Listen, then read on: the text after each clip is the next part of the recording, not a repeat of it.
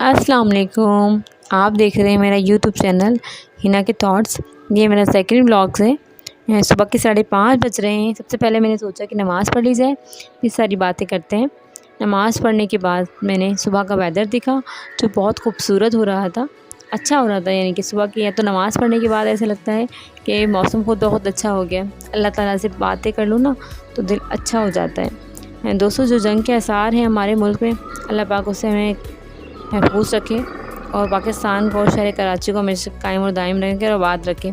फिर मैं सो गई गाइस। सुबह के 9 बजे जब मेरी दोबारा आँख खुली है तो मौसम खुशगवार हो गया था, यानी कि धूप निकल आई थी।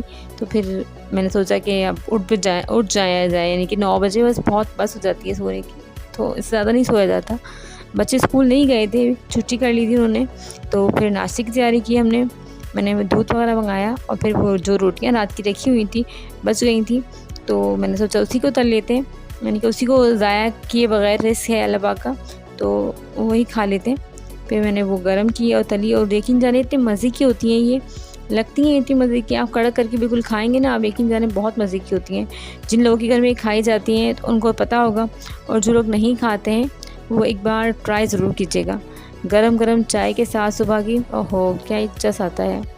सॉरी गाइस, आप लोग बोलेंगे किस तरह से ये एक रोटी को भी इस तरह से प्रेफर करती है, लेकिन रोटी तो रोटी है, और जिस तरह से आप चाहें उस तरह से आप खा सकते हैं। और कौन कौन चाय डब्बे की दूध की पीता है ये ज़रूर बताइएगा, क्योंकि मुझे डब्बे का दूध पसंद नहीं है। मैं खुला दूध मंगाती हूँ और वही इस्तेमाल करती हूँ, डब्बे के दूध की चाय नहीं पी जाती। उसके बाद फिर मैंने अपने रूटीन की तरह से अपने घर को सफाई वगैरह की, फिर नहाई, बच्चों को नमाज़ पढ़ने के लिए भेजा, और फिर मैंने ख़ुद भी नमाज की तैयारी की। बाज़ार से आई, अपना सामान लेकर रात के खाने की तैयारी की। कल तो मैंने कबाब जो बनाए थे, उसी कबाब को जो ना दोपहर में खा लिया था हम लोगों ने। फिर जो ना रात के खाने की तैयारी की, चिकन लेकर आ गई थी बाज़ार से। यहाँ करीब ही हमारे पास जो ना दुकानें यहीं पर हैं मौजूद हमारे घर की तरफ, तो वहीं से मैं करीब से सारा सामान मिल जाता है। कोई मेहमान आ जाए, कुछ हो, सब कुछ मिल जाता है यहाँ से, हमें कोई परेशानी नहीं होती। जब भी कोई मेहमान आ जाए तो हम खाना आसानी से बना सकते हैं। और फिर मैंने बनाया, बच्चों ने चिकन की ज़िद की थी कि मम्मा आप चिकन बनाने आ जाओ, तो मैंने गरीबी वाला सालन, यानी कि सालन जैसा बना लिया इसे।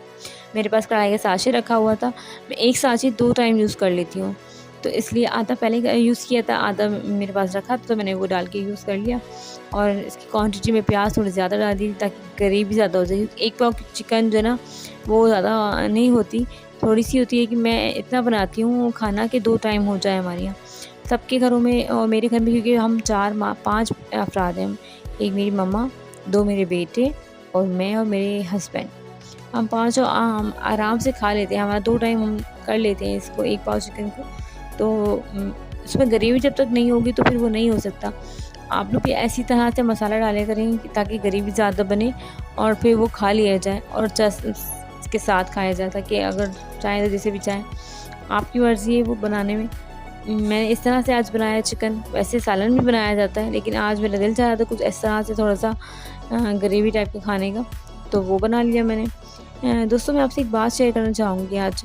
एक सीक्रेट है मेरा, कि सीक्रेट ही कहेंगे इसको, कि मेरे कोई बहन भाई नहीं है। क्या आप इस बात पे यकीन रखते हैं कि बहन भाई हैं या नहीं? बताइएगा ज़रूर मुझे कमेंट में। लेकिन मेरे कोई बहन भाई नहीं है, और मुझे बहुत अफ़सोस होता है इस बात का कि बहन भाई सबके होते हैं यार, अल्लाह पाक ने मुझे नहीं दिए। मुझे यकीन जाने बहुत फ़ील होती है इस बात की। मेरी यूट्यूब के सारे जो यूट्यूबर हैं, जो व्लॉगर्स हैं, जो कोई भी मेरी वीडियो देख रहा है, उनसे मेरी एक रिक्वेस्ट है, प्लीज़ काइंडली, क्या सब लोग मेरी बहनें जो हैं वो मेरी बहन बनना पसंद करेंगी?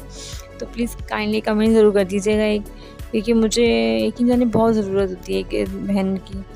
भाई तो खैर चले कोई नहीं, अपनी जब शादी हो जाती है ना, अभी कोई अलग हो जाता है, लेकिन बहनें कभी एक दूसरे का साथ नहीं छोड़ती, वो हमेशा एक दूसरे के साथ रहती हैं। मेरी मम्मा पैरालाइज्ड है, मेरे बाबा का इंतकाल हो गया, उसके बाद बस समझ लें मेरा कोई भी नहीं है।